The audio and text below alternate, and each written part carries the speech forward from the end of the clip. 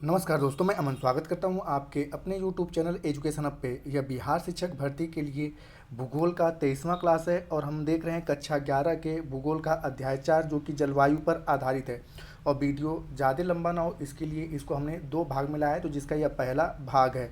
तो यह बिल्कुल एनसीईआरटी बेस आधारित क्वेश्चन आंसर है जो आपके बिहार शिक्षक के लिए काफ़ी हेल्पफुल होगा। तो अगर अभी भी आपने चैनल को सब्सक्राइब नहीं किया है तो चैनल को सब्सक्राइब अवश्य कर लें। तो चलिए बढ़ते हैं क्वेश्चन की तरफ। तो यहाँ पे पहला प्रश्न पूछा गया है कि निम्नलिखित कथनों में से कौन सा कथन सत्य है। पहला कह रहा है कि मानसून के पीछे हटने या लौटने को मानसून का निवर्तन कहते हैं, तो यह बिल्कुल आपका सत्य है। दूसरा कह रहा है कि लौटती हुई मानसूनी पवनें अरब सागर से जलवाष्प ग्रहण करके तमिलनाडु के तट पर वर्षा करती हैं, तो ये वाला कथन गलत है क्योंकि जो लौटती हुई मानसूनी पवनें हैं यहाँ पे बे ऑफ बंगाल है और यहाँ पे अरब सागर है, तो ये बंगाल की खाड़ी से, ठीक है, अरब सागर से नहीं, बंगाल की खाड़ी से, ठीक है, जलवाष्प ग्रहण करते हैं, तो इसलिए दूसरा वाला कथन गलत होता है। तो पूछा है सत्य कथन कौन सा है, तो आंसर सही होता है आपका ए कि केवल पहला वाला सत्य है। अगला क्वेश्चन है निम्नलिखित कथनों पर विचार कीजिए और कह रहा है कि कौन सा कथन सत्य है। तो पहला कह रहा है कि मानसूनी जलवायु की क्षेत्रीय विभिन्नता नाना प्रकार के फसलों को उगाने में सहायक होती हैं, तो यह बिल्कुल आपका सत्य है।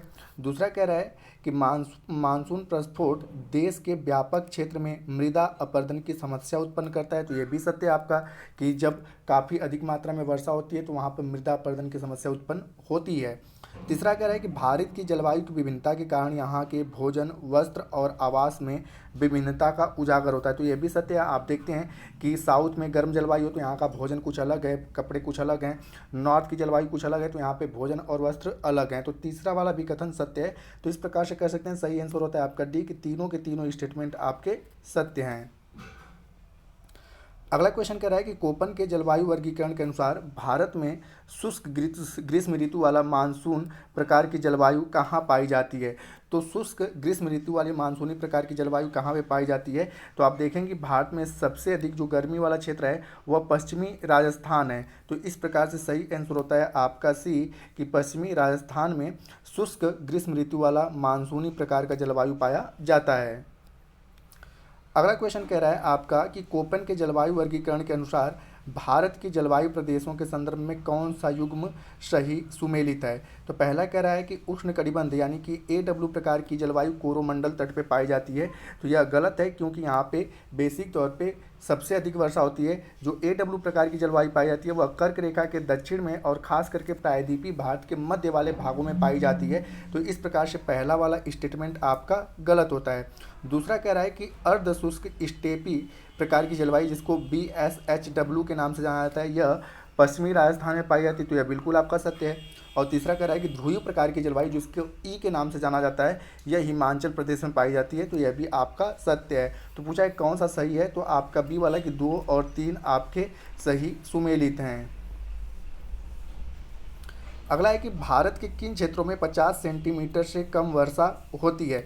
तो भारत में जो सबसे कम वर्षा होती है उसके लिए 2 क्षेत्र चिन्हित हैं। एक आपका लद्दाख जिसको हम लोग शीत मरुस्थल के नाम से भी जानते हैं, और जो थार का मरुस्थल का विस्तार है वह पश्चिमी राजस्थान में है, ठीक है, पश्चिमी राजस्थान में है, तो यहाँ पर 50 सेंटीमीटर से कम वर्षा होती है, तो इस प्रकार से सही आंसर होता है दूसरा। और तीसरा जो है वहाँ पर 50 सेंटीमीटर से कम वर्षा होती है, तो आपका सही आंसर होता है सी।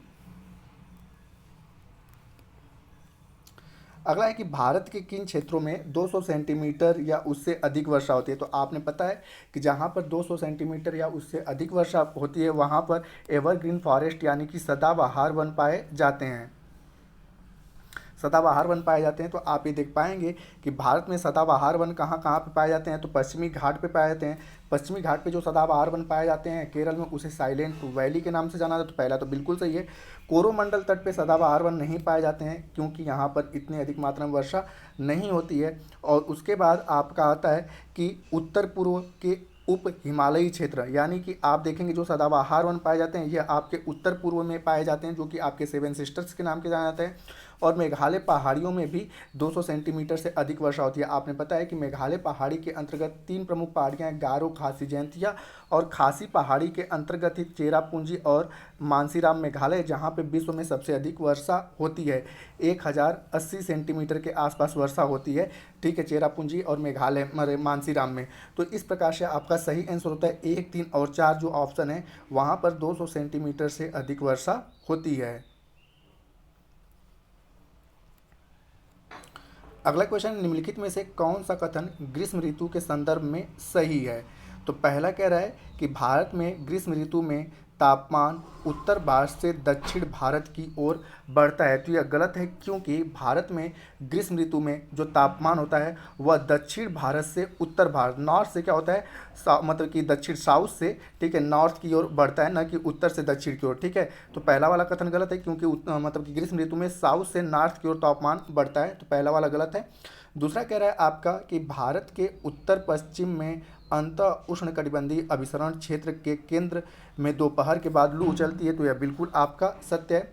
तीसरा कह रहा है कि प्रायद्वीपीय भारत में समुद्री प्रभाव के कारण तापमान कम रहता है, तो यह भी आपका सत्य है कि प्रायद्वीपीय भारत जो है वह समुद्र के काफ़ी निकट है, जिसके कारण यहाँ पर तापमान कम रहता है, तो यह आपका सही है। तो पूछा है कि सही उत्तर का चयन करना है, तो आपका सही आंसर होता है बी, कि 2 और 3 आपके सत्य हैं। अगला क्वेश्चन है, भारतीय उपमहाद्वीप में शीत ऋतु की विशेषताओं के संदर्भ में नीचे दिए गए कथनों पर विचार कीजिए। तो और इसमें कह रहा है कि कौन सा कथन असत्य है। तो पहला कह रहा है कि शीत ऋतु में भारतीय उपमहाद्वीप के तटीय भागों में तापांतर अधिक होता है तथा उत्तर पश्चिम क्षेत्र में कम होता है, तो यह बिल्कुल गलत है, क्योंकि पिछला वाला क्वेश्चन मैंने बताया कि जो आपका भारतीय उपमहाद्वीप में तापांतर कम होता है और उत्तर पश्चिम क्षेत्र में जो होता है वह क्या होता है, अधिक होता है, ठीक है। तो भारतीय उपमहाद्वीप में, ठीक है, शीत ऋतु में तटीय भागों में तापांतर क्या होता है, कम होता है, और उत्तर पश्चिम वाले क्षेत्र में, यानी कि यहाँ पे जो राजस्थान वाला क्षेत्र है यहाँ पर तापांतर क्या होता है, अधिक होता है। दिन के समय में आप देखेंगे राजस्थान में काफ़ी अधिक गर्मी होती है और रात के समय में क्या होता है, काफ़ी ठंडा हो जाता है। तो पहला वाला स्टेटमेंट क्या है, गलत है। दूसरा कह रहा है कि इस ऋतु में देश में उत्तर पूर्वी व्यापारिक पौने प्रवाहित होती हैं, तो ये बिल्कुल सही है कि उत्तर पूर्वी जो व्यापारिक पौने होती है वो आती हैं और कोरोमंडल तट पर क्या करती हैं, वर्षा करती हैं, तो ये तो सही है आपका। तीसरा कह रहा है कि शीत ऋतु में उत्तरी मैदान विशेष रूप से उत्तर एवं उत्तर पश्चिमी क्षेत्र में पश्चिमी विक्षोभ कहे जाने वाले चक्रवाती विक्षोभ से प्रभावित होते हैं। तो आपने पता है कि पश्चिमी विक्षोभ जो होता है वह भूमध्य सागर में उत्पन्न होता है और यह पूर्व की ओर बहता है, और पूरे शीत ऋतु में उत्तर भारत में खास करके जैसे कि पंजाब, हरियाणा, उत्तर प्रदेश, बिहार के पटना तक वर्षा करता है शीत ऋतु में, और यह गेहूं के फसल के लिए काफ़ी लाभप्रद होता है, तो यह शीत ऋतु में ही बहता है। तो तीसरा वाला भी स्टेटमेंट आपका सत्य है। तो पूछा है कि असत्य कौन सा है, तो केवल एक वाला आपका असत्य है, तो सही आंसर होता है ए। और क्यों असत्य मैंने आप बताया, क्योंकि तटीय क्षेत्र में तापांतर क्या होता है, कम होता है, और उत्तर पश्चिमी क्षेत्र में का तापमान क्या होता है, अधिक होता है, न कि कम होता है। अगला कह रहा है कि शीत ऋतु में गोदावरी, कृष्णा एवं कावेरी नदियों के डेल्टाई प्रदेशों में आने वाले उष्णकटिबंधीय चक्रवात किस महासागर में उत्पन्न होते हैं। तो आपने पता है कि जो गोदावरी, कृष्णा और कावेरी नदियां वो अपना डेल्टा कहाँ पे बनाती हैं, बंगाल की खाड़ी में, ठीक है, बंगाल की खाड़ी में, और बंगाल की खाड़ी का हिस्सा है आपका अंडमान सागर, अंडमान सागर। तो इस प्रकार से आप देखेंगे कि अरब सागर, तो यहाँ पे जो अरब सागर में जो नदियाँ गिरती हैं वो एस्चुअरी बनाती हैं, और अंडमान सागर किस महासागर का हिस्सा है, तो अरे हिंद महासागर का। तो यहाँ पे डेल्टा किस में बनाती हैं, तो आपका सही आंसर होता है 9 का ए, कि ये अंडमान सागर में जो चक्रवात उत्पन्न होता है वही होता है। अगर यहाँ पे अंडमान सागर की जगह बंगाल की खाड़ी देता तो हम यहाँ पर बंगाल की खाड़ी को सही करते हैं। अगला कह रहा है कि कार्तिक मास की उष्मा का संबंध किससे है, मानसून के आगमन से, मानसून के प्रस्फोट यानी कि फटने से, मानसून के विच्छेदन से, या मानसून के निवर्तन से। तो कार्तिक मास का जो उष्मा का संबंध है वह आपका मानसून के निवर्तन से है, ठीक है, मानसून के निवर्तन से है। अब यहाँ पे कुछ चीज़ों के बारे में अगर हम आपको बताएं कि हिंदी में जो होता है आपका महीना, ठीक है, हिंदी में जो आपका महीना होता है, ठीक है, तो यहाँ पे हिंदी में जो पहला महीना होता है आपका चैत होता है, उसके बाद वैशाख आता है, ज्येष्ठ है, आषाढ़ है, सावन है, भादो है, अश्विन है, कार्तिक है, मार्गशीर्ष, पौष है, माघ है, और अंतिम महीना हिंदी का जो होता है वह फाल्गुन होता है। तो शरद ऋतु में, ठीक है, शरद ऋतु में जो होता है आपका शरद ऋतु अगर हिंदी महीनों के अकॉर्डिंग कहा जाए तो अश्विन से कार्तिक के बीच में चलता है, ठीक है, कार्तिक के बीच में। और इसी को हम अगर इंग्लिश ग्रेगोरियन कैलेंडर की बात करें तो यह महीना होता है सितंबर से अक्टूबर वाला, ठीक है। तो कार्तिक मास की उष्मा, तो आपने पता है कि कार्तिक मास की उष्मा सितंबर अक्टूबर में क्या होता है, मानसून वापस लौटता है। तो कार्तिक मास की उष्मा का संबंध किससे है, तो आपका सही आंसर होता है कि मानसून निवर्तन से। तो आपका सही आंसर होता है डी। अगला क्वेश्चन है कि भारतीय उपमहाद्वीप में मानसून निवर्तन के प्रमुख कारण क्या हैं। पहला है आपका कि बंगाल की खाड़ी में बनने वाला चक्रवाती अवदाब, या पूर्वी जेट स्ट्रीम, या सूर्य का दक्षिणायन होना, या पश्चिमी विक्षोभ। तो बेसिक तौर पे मानसून वापस क्यों लौटता है, क्योंकि इस समय आपने पता है कि 23 सितंबर से, ठीक है, 23 सितंबर को सूर्य की किरणें किस पे चमकती हैं, आपकी कर्क रेखा पे। और 23 सितंबर से सूर्य क्या होता है, दक्षिणायन होता है, ठीक है। और जब सूर्य दक्षिणायन होता है, ठीक है, तो उसी समय मानसून क्या होता है, वापस लौटता है। तो यहाँ पे आपका सही आंसर होगा कि सूर्य के दक्षिणायन होने का ही मतलब कि मानसून निवर्तन का प्रमुख कारण क्या है, सूर्य का दक्षिणायन होना। तो आंसर सही होता है आपका सी। अगला है कि तमिलनाडु में वर्षा होता है दक्षिण पश्चिम मानसून पवनों के द्वारा, उत्तर पूर्वी मानसूनी पवनों के द्वारा, पश्चिमी विक्षोभ के कारण, या वर्षा का स्पष्ट कारण नहीं है। तो आपको पता है कि भारत में लगभग 90% जो वर्षा होती है वह दक्षिण पश्चिम मानसून से होती है, और यह ग्रीष्म ऋतु में होता है, ठीक है, ग्रीष्म ऋतु में होता है। और उत्तर पूर्वी व्यापारिक पवनें भारत में केवल एक राज्य में वर्षा करती हैं, और उसका नाम है आपका तमिलनाडु के कोरोमंडल तट पर। और यह वर्षा किस ऋतु में होती है, शीत ऋतु में होती है, ठीक है, शीत ऋतु में होती है। और पश्चिमी विक्षोभ के कारण पूरे उत्तर भारत में शीत ऋतु में वर्षा होता है, ठीक है, पश्चिमी विक्षोभ। और पश्चिमी विक्षोभ एक चक्रवात है जिसकी उत्पत्ति भूमध्य सागर में होती है। तो हालांकि यहाँ पे पूछा गया कि तमिलनाडु में वर्षा किससे होती है, तो उत्तर पूर्वीय मानसूनी पवनों के द्वारा होती है। और यह पवनें कहाँ से जलवाष्प ग्रहित करती हैं, तो बंगाल की खाड़ी से। तो यहाँ पर सही आंसर आपका होता है बी। अगला है कि भारतीय जलवायु के संबंध में हिमालय पर्वत की भूमिका से संबंधित नीचे दिए गए कथनों पर विचार कीजिए। और कह रहा है कि कौन सा कथन सत्य है। तो पहला कह रहा है आपका कि हिमालय पर्वत एक जलवायु विभाजक की भांति कार्य करता है। तो यह बिल्कुल सही है, क्योंकि हिमालय यहाँ पर है, इसके उत्तर में ट्रांस साइबेरिया से आने वाली ठंडी हवाओं को ये रोकता है, और यहाँ से मानसूनी पवनों को रोककर भारतीय उपमहाद्वीप में क्या करता है, वर्षा करता है। और दूसरा कह रहा है कि हिमालय पर्वत भारतीय उपमहाद्वीप में वर्षा का कारण बनता है। तो मैंने आपको बताया कि दो दक्षिण पश्चिम मानसून आता है, और यहाँ से हिमालय पर्वत इसको क्या करता है, रोकता है, और भारतीय उपमहाद्वीप में क्या करता है, यह वर्षा करता है। तो दूसरा वाला भी स्टेटमेंट आपका सही है। सही आंसर होता है सी, कि 1 और 2 दोनों सही हैं। अगला है आपका कि मानसून के विच्छेद के संबंध में कौन सा कथन असत्य है। तो यहाँ पे पूछा है असत्य कौन सा है। तो पहला कह रहा है कि उत्तर भारत के मैदान में मानसून विच्छेद उष्णकटिबंधीय चक्रवातों की संख्या कम हो जाने से होता है। तो यह आपका कथन बिल्कुल सत्य है। दूसरा कह रहा है कि पश्चिमी तट पर मानसून विच्छेद का प्रमुख कारण उष्ण चक्रवातों का आना है। तो यह गलत है, क्योंकि पश्चिमी तट पर, ठीक है, जो आपका पश्चिमी तट है, ठीक है, यहाँ पर मानसून विच्छेद का कारण उष्ण चक्रवातों का आना नहीं, सूर्य का दक्षिणायन होना होता है। तो यहाँ पर सही आंसर होता है बी वाला केवल असत्य है, ठीक है, पहला वाला आपका सत्य है। अगला है मानसूनी वर्षा की विशेषताओं के संदर्भ में नीचे दिए गए कथनों पर विचार कीजिए। और कह रहा है उपरोक्त में से कौन सा कथन सत्य है। तो पहला कह रहा है कि दक्षिण पश्चिम मानसून से प्राप्त होने वाली वर्षा मौसमी है। तो बिल्कुल सही है कि भारत में मौसमी वर्षा होती है अलग अलग शीत ऋतुओं, जैसे कि आपने दक्षिण पश्चिम मानसून से जो वर्षा प्राप्त होती है ग्रीष्म ऋतु में से प्राप्त होती है, उत्तर पूर्वी से जो प्राप्त होती है वह शीत ऋतु में प्राप्त होती है, पश्चिमी विक्षोभ से जो प्राप्त होती है वह शीत ऋतु में प्राप्त होती है। तो भारत में जो वर्षा होती है वह मानसूनी है। दूसरा कह रहा है मानसूनी वर्षा मुख्य रूप से उच्चावच अथवा भू आकृति द्वारा नियंत्रित होती है। तो यह भी बिल्कुल आपका सही है कि जिस प्रकार जैसे कि यहाँ पे अरावली पर्वत है, ठीक है, इसके समानांतर होता है, जिसके कारण यहाँ पर राजस्थान में वर्षा नहीं होती है, ठीक है। तो जितने भी मतलब पर्वत की आकृतियाँ पाई जाती है वह बेसिक तौर पर मानसूनी प्रकार की वर्षा को नियंत्रित करती हैं।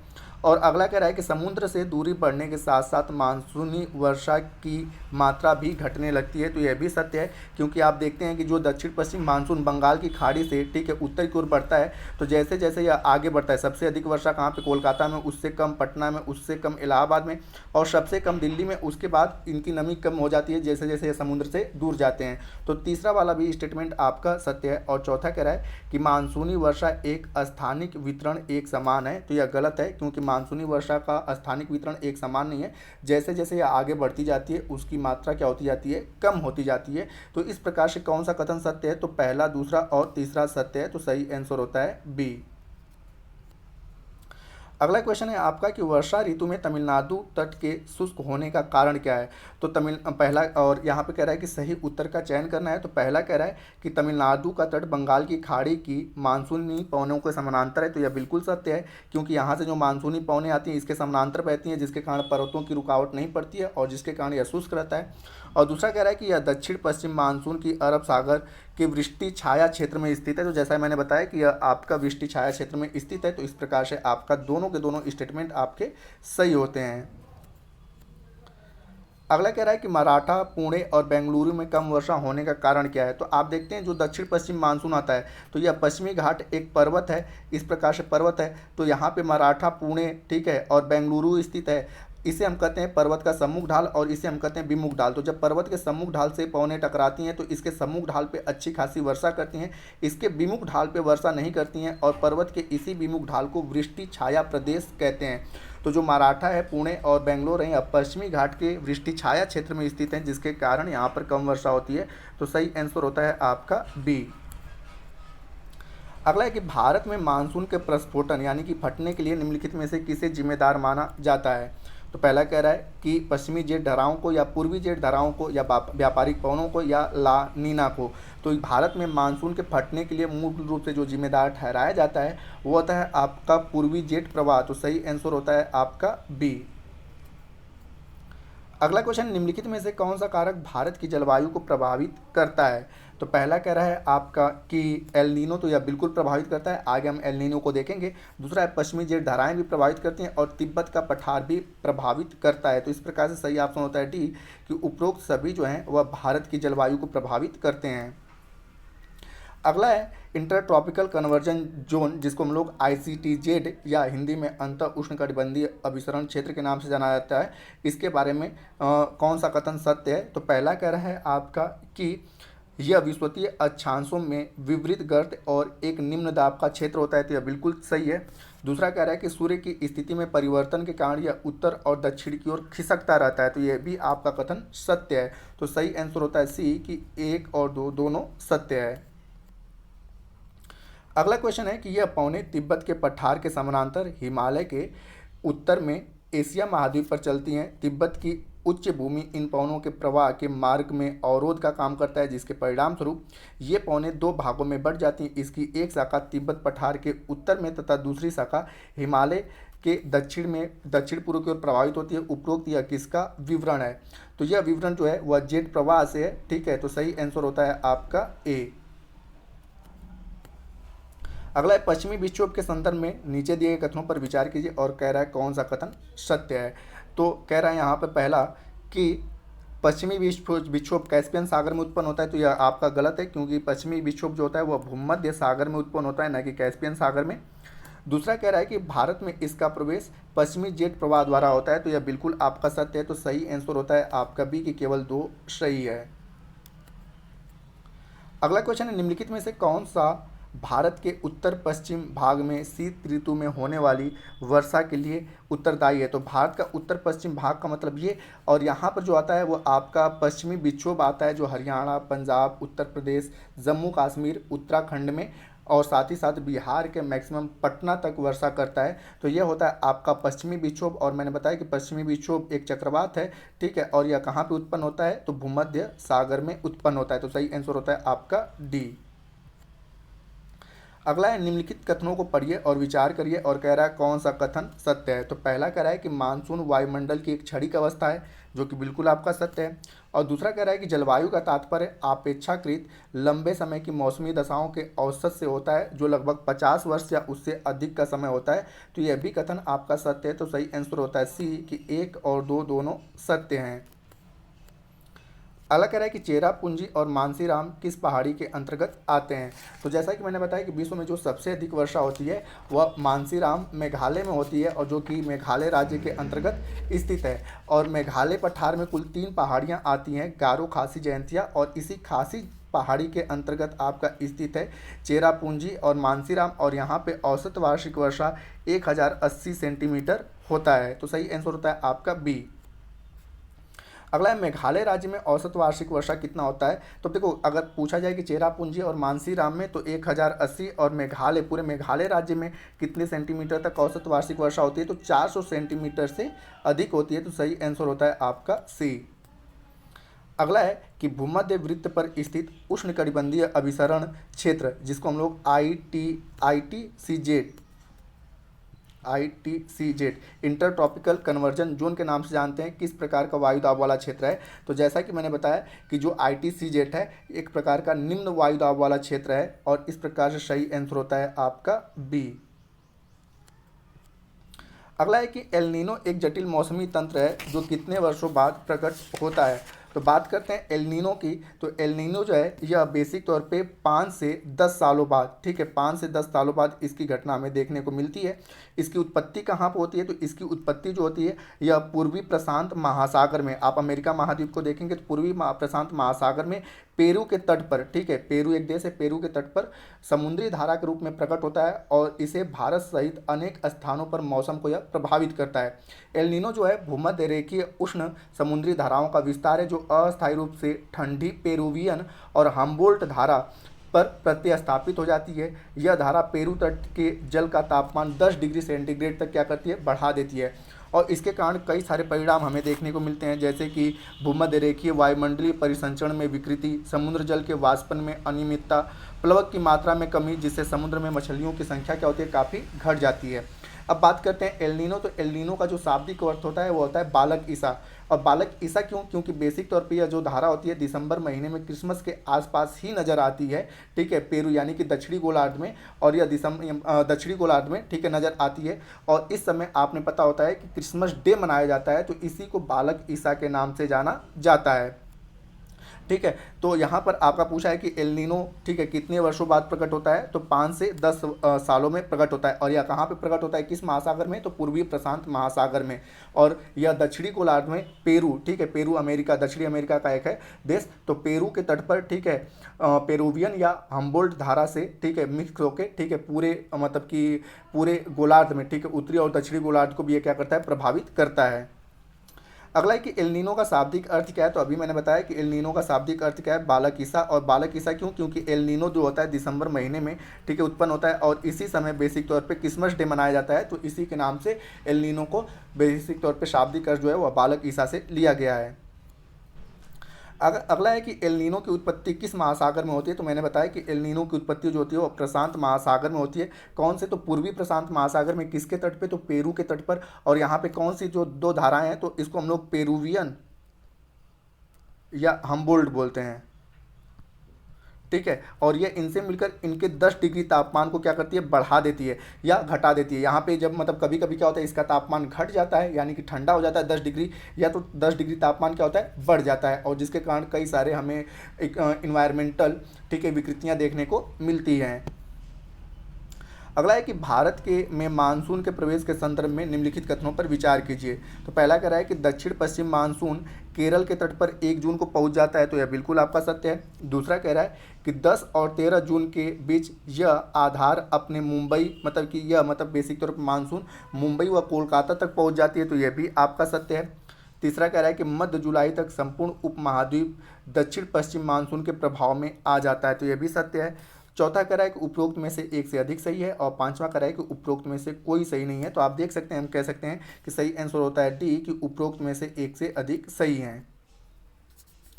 अगला कह रहा है आपका कि दक्षिण पश्चिम मानसून काल में एक बार कुछ दिनों तक वर्षा होने के बाद यदि 1, 2 या कई सप्ताह तक वर्षा ना हो तो इसे क्या कहा जाता है, मानसून विच्छेदन, मानसून का निर्वर्तन, या मानसून का आरंभ, उपरोक्त में से एक से अधिक, या उपरोक्त में से कोई नहीं। तो जब एक बार वर्षा होने के बाद 1, 2 या कई सप्ताहों तक वर्षा नहीं होता है तो इसे मानसून का विच्छेद कहा जाता है, तो सही आंसर होता है आपका ए।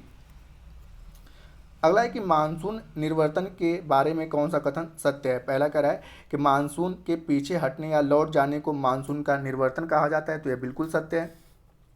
दूसरा कह रहा है कि सितंबर के आरंभ से उत्तर पश्चिम भारत से मानसून पीछे हटने लगता है और मध्य अक्टूबर तक या दक्षिण भारत को छोड़कर समस्त से भारत से निवृत्त हो जाता है, तो यह बिल्कुल सही है। और मैंने बताया कि अगर हिंदी की बात करें तो यह कार्तिक मास का समय होता है। और तीसरा कह रहा है कि लौटती हुई मानसून बंगाल की खाड़ी से जलवाष्प ग्रहण करके उत्तर पूर्वी मानसून के रूप में तमिलनाडु के तट पर, मतलब तमिलनाडु का कौन सा पूर्वमंडल तट पर वर्षा करती है, तो यह भी सत्य है। चौथा कह रहा है कि उपरोक्त में से एक से अधिक सही है। और पांचवा कह रहा है कि उपरोक्त में से कोई नहीं, तो सही आंसर होता है डी कि उपरोक्त में से एक से अधिक सही है। अगला कह रहा है कि उत्तर मैदान में शीत ऋतु में कौन सा महीना सबसे अधिक ठंड होता है। नवंबर, दिसंबर, जनवरी, फरवरी, अक्टूबर, नवंबर, उपरोक्त में से एक से अधिक या उपरोक्त में से कोई नहीं। तो एनसीईआरटी के अकॉर्डिंग ये लिखा गया है कि उत्तर मैदान में जो सबसे अधिक ठंडा महीना होता है, ठीक है, वो होता है जनवरी और फरवरी का, तो सही आंसर होता है आपका बी। अगला है कि भारत का मौसम विभाग कितने मापदंडों के आधार पर मानसून के संभावित व्यवहार के बारे में काफ़ी समय का पूर्वानुमान लगा सकता है। तो आप एनसीईआरटी को जब पढ़ेंगे तो एनसीईआरटी में लिखा गया है कि भारतीय मौसम विभाग जो होता है वह 16 मापदंडों के आधार पर मानसून के संभावित व्यवहार के बारे में काफ़ी समय का पूर्वानुमान लगा सकते हैं, तो सही आंसर होता है आपका डी। अगला एक ग्रीष्म ऋतु में आने वाली कुछ प्रसिद्ध स्थानीय तूफानों के बारे में कौन सा कथन सत्य है। तो पहला कह रहा है कि आम्र वर्षा, तो आम्र वर्षा ग्रीष्म ऋतु के खत्म होते होते मतलब पूर्व मानसून बौछार पड़ती है, जो केरल व तटीय कर्नाटक में यह एक आम बात है। स्थानीय तौर पर इस तूफानी वर्षा को आम्र वर्षा कहा जाता है क्योंकि यह आम के फसलों के जल्दी पकाने में सहायक होती है, तो यह बिल्कुल सत्य है। ठीक है कि आम्र वर्षा कहाँ पे होता है, तो केरल और कर्नाटक के तटीय क्षेत्रों में। दूसरा कह रहा है कि फूलों वाली बौछार इस वर्षा से केरल के निकटवर्ती कहवा उत्पादक क्षेत्रों में कहवा के फूल खिलने लगते हैं, तो यह भी सही है कि फूलों वाली वर्षा जो होता है कहवा के फूल के लिए काफ़ी लाभप्रद होता है और केरल और कर्नाटक में इसका काफ़ी अधिक योगदान होता है कहवा के लिए। तीसरा कह रहा है कि लू जो होता है उत्तरी मैदान में पंजाब से बिहार तक चलने वाली शुष्क, गर्म और पीड़ादायक हवा है। दिल्ली और पटना के बीच इसकी तीव्रता अधिक होती है, तो यह भी स्टेटमेंट आपका सही है। और चौथा कह रहा है कि उपरोक्त में से एक से अधिक सही है। और पांचवा कह रहा है कि उपरोक्त में से कोई नहीं, तो यहाँ पे सही आंसर होता है आपका डी कि उपरोक्त में से एक से अधिक सही है। अगला कह रहा है कि असम और पश्चिम बंगाल में वैशाख के महीने में शाम को चलने वाली यह भयंकर व विनाशकारी वर्षा युक्त पवने हैं। उनकी कुख्यात प्रकृति का अंदाजा उनके स्थानीय नाम से लगाया जा सकता है, जिसका अर्थ है वैशाख के महीने में आने वाली तबाही। यह चाय, पटसन व चावल के लिए काफ़ी अच्छी पवने हैं। असम में इन तूफानों को बारदोली छीड़ा कहा जाता है। उपरोक्त कथन किसकी व्याख्या कर रहा है, आम्र वर्षा, लू की, काल वैसाखी की, या उपरोक्त में से एक से अधिक की, या उपरोक्त में से कोई नहीं। तो ये जो सारा का सारा स्टेटमेंट है वह काल वैसाखी की व्याख्या कर रहा है, तो सही आंसर होता है आपका सी। यहाँ पे ये भी याद रखिएगा, आपसे पूछा जा सकता है कि असम में काल वैसाखी को किस नाम से जाना जाता है, तो बारडोली छीड़ा के नाम से जाना जाता है। तो दोस्तों ये जलवायु का पार्ट 1 रहा। ठीक है, मैंने वीडियो मतलब छोटा इसलिए बनाई, ज़्यादा बड़ा ना हो जाए, तो पार्ट 2 जल्द ही आप लोगों के लिए सामने आएगा। उसके बाद अगले चैप्टर की ओर हम लोग बढ़ेंगे। तो उम्मीद करता हूँ कि यह क्वेश्चन सेशन आपको पसंद आया होगा। अगर अभी भी आपने चैनल को सब्सक्राइब नहीं किया तो चैनल को सब्सक्राइब अवश्य कर लें, तथा इस PDF को प्राप्त करने के लिए आप हमारे टेलीग्राम से जुड़ सकते हैं, जिसका लिंक वीडियो के डिस्क्रिप्शन में दिया हुआ है। तो वीडियो के अंत तक बने रहने के लिए धन्यवाद। मिलते हैं जल्दी नेक्स्ट वीडियो में।